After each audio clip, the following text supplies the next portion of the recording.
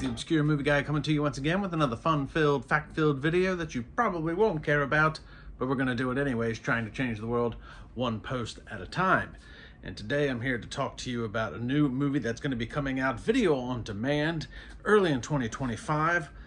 A nice little vampire flick called Daylight to Dark.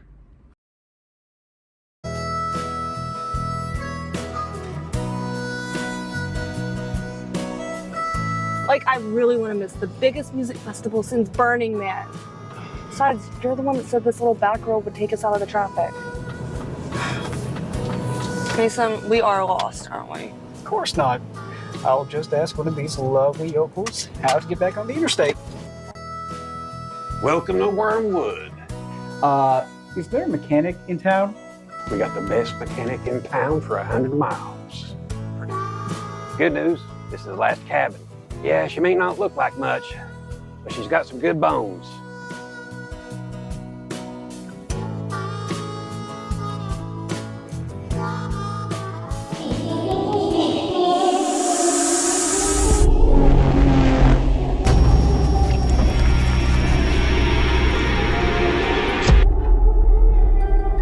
Look, this place has a history of attracting the misfits. There's nothing you can say that's going to surprise me. I was at this con with my sister and met this really weird guy.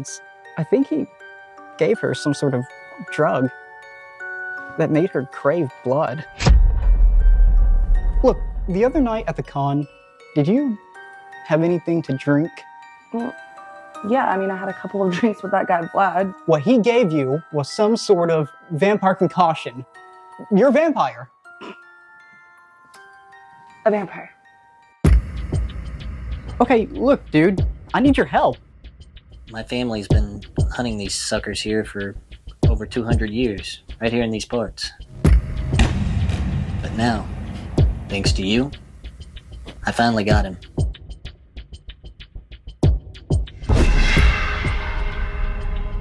Well, you know that vampires aren't real, right? They exist big time! And not only that, they freaking live amongst us. Tell Vlad that there's a new VIP in town.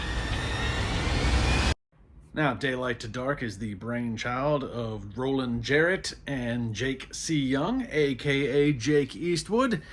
No relation. In fact, he looks more like Scott Eastwood than he does Clint Eastwood. So, either way, that is the brainchild of them two. Roland Jarrett came up with the original storyline. He actually wrote a movie called American Vampire Story, which starred Adam West and Carmen Electra, and this movie serves as a spin-off of that. So he came up with the basic storyline. Jake C. Young was a writer. He also served as a producer and the director of the film. And he also stars in the film as Jonah Helsing. Now, the movie also stars Drake Daffron, Casey Ryan, Wade Yates, Jeremy Boggs, and features Tuesday Knight. That is her name, the actress Tuesday Knight, most famously from Nightmare on Elm Street 4. Now, this movie basically serves as a modern interpretation of an old Dracula storyline where a Van Helsing is seeking to destroy good old Vlad Dracula, which was played by Yates. And I gotta say, the overall storyline, I really enjoyed. I really enjoyed this modern interpretation of that storyline. The movie's not without its flaws, but there's a lot of cool, good things to take away from this film. The storyline by far was the best part of this film, and it's probably the most important part of any good movie. That being said, I'm not trying to take away from anything else that the movie had with the actors, the production quality, or anything like that, but I enjoyed the movie storyline a lot in comparison to a lot of other vampire things. And I think part of that is because when you watch this film with the story at hand, you can kind of see where they've taken all kinds of vampire lore from all kinds of different aspects of movies, shows, culture, and stuff like that, and kind of wrapped it up in the one thing in this movie. The other thing that I really enjoyed about this movie with the storyline in and of itself was that they do make jokes upon other movies. So there is a joke in there about Twilight. There is a joke in there about Taken. And I like that because it makes you, I don't want to say it makes you believe, but the idea is to convey that the movie that you're watching does in fact live in the universe that you are yourself in. And it's kind of cool when they try to portray that throughout this movie with a couple of jokes like that, plus the modern day setting. And it just worked really well, the overall storyline. It was a really, really good story. It was really well written, and I thoroughly enjoyed that aspect of it. Another really cool thing about this movie was the soundtrack. The soundtrack to this film is really good. I enjoyed the music, the bands. I'm not familiar with any of them. I'm not familiar with any of the songs, but the theme of the songs worked really well with the theme of the movie. In fact, in part of the opening credits kind of gave you a True Blood type feel. If anybody ever watched True Blood from HBO, it kind of gave you that type of feel with the opening credits. And just the songs the songs that they picked throughout the course of the movie to play worked really well, and I thought the soundtrack just helped elevate this independent film up a notch. However, like most independent films, it's not without its flaws, and I don't like to be too cynical, but in this case, we got to talk about a couple of things. The special effects were a little wonky. In some cases, the special effects are really, really good, and in other cases, you're looking at the vampire teeth and you're going, you guys got them at Spirit Halloween, didn't you? And it's just kind of one of those things where you have this weird parallel where it's like really good special effects, really bad special effects. But it didn't take away from the movie that much. The acting was another thing that wasn't completely horrible. The interesting thing with the acting throughout this movie is that there's some parts that are really well done, some characters really well done, even by the same actor, really well done, and in other cases, not done so well.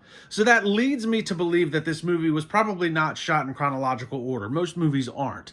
But what I'm getting at is that if it wasn't shot in chronological order, it kind of shows, because you have some scenes early in the movie or late in the movie where the actors, they don't seem like they're really comfortable doing what they're doing, or the on-screen chemistry isn't very good. And then there's other scenes where that stuff is done really well. So that kind of tells me, as this movie was shot, the further they got into it, the more comfortable people became with their characters, the more comfortable people became with their on-screen presence, the more comfortable people became with the other actors that they're on set with. So there are some parts where the acting's a little wonky, and then there's some parts where you don't even notice it at all. Now, I did really like Jake C. Young's character as Jonah Van Helsing. I liked the whole idea of a, modern day Van Helsing taking on a modern day Dracula in a modern day setting, which was really cool. And he did a pretty good job of portraying that character. And then you also have to remember that he's also acting as producer, writer, director. So he's wearing a lot of hats throughout the course of this film. So it's easy for him to get a little mixed up sometimes, but I think he did a really good job compartmentalizing those things and being an actor when he needed to be an actor and being a director when he needed to be a director. So props to Jake C. Young on that.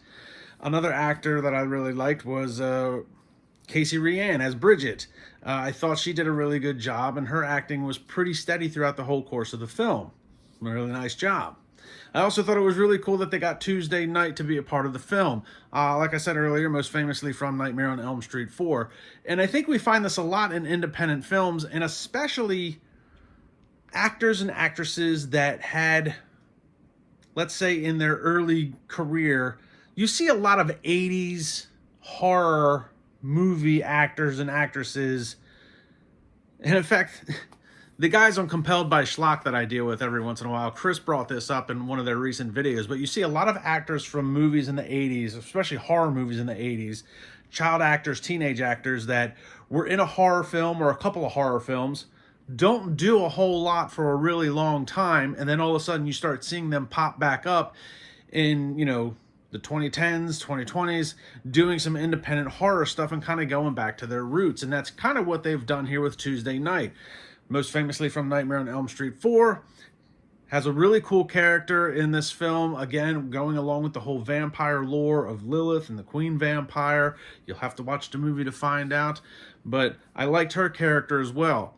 That was portrayed pretty cool and I liked it. However, my favorite character was Renfeld, played by Jeremy Boggs, and he was probably the standout for me. And he's going through the IMDb's, it looks like he's probably got the most experience from a lot of the other actors and actresses on set, but his character was really funny. He kind of wore a couple different hats throughout the course of the film. You never really knew if he was a good guy, a bad guy, just maybe kind of a sleazeball. I don't know why they gave him a weird wig to wear in the movie, but it just added to the comedic effect of the character, and I really enjoyed his character the most. So him and Jake C. Young, great jobs. Casey Ryan did a good job, and obviously Tuesday Night. So if vampire movies and shows and vampire lore is your thing, then this is definitely a movie worth checking out. I really enjoyed the storyline in this movie, and I love the fact that they took all of these different aspects from movies, TV shows, culture, all vampire lore, stories of old, and kind of interpreted it into this modern day interpretation and added a bunch of different aspects from all over the place when it comes to these vampires. Some of the stuff's going to seem familiar that you've seen a lot of other vampire shows, and there's a few things added in that you don't see necessarily as often. A little bit more of a rarity in the telling of what's going on with vampires, and I liked that aspect of well.